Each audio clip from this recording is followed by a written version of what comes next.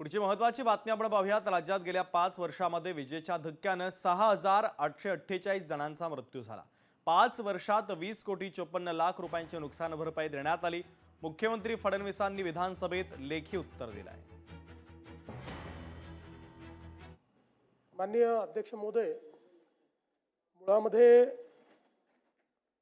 जे smart meters आहेत ते लावण्याच्या संदर्भातला निर्णय शासनाने घेतला होता। याचं कारण आपल्याला जेव्हा केंद्र सरकारने 29,000 कोटी रुपयाची RDSS स्कीम दिली, त्या स्कीमचा एक भाग प्रीपेड स्मार्ट मीटर प्रत्येक ग्राहकाला लावणे असा होता। त्याच्यावर खूप मोठ्या प्रमाणात आक्षेप आले। त्यामुळे पहिल्या टप्प्यामध्ये आपण फीडर मीटर पूर्ण केले।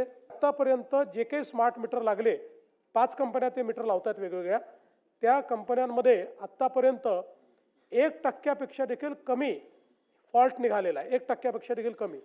तथापि आपण जे लक्षात आणून दिलेलं आहे, कोणी हजर नसताना जर त्या ठिकाणी मीटर बदलण्यात येत असेल तर हे चुकीचं आहे। त्या संदर्भात आदेश दिले जातील। ज्यावेळेस तो व्यक्ती त्या ठिकाणी हजर असेल त्याच वेळी आपण हे मीटर लावू। सगळ्यात महत्त्वाचं, ज्या घरगुती ग्राहकांना स्मार्ट मीटर लागलं त्यांच्या कोणाचाही आत्तापर्यंत म्हणजे आहे, मी सांगितलं 1% कमी, पण 99% लोकांचं बिल कुठेही वाढल्याचं लक्षात आलेलं नाही।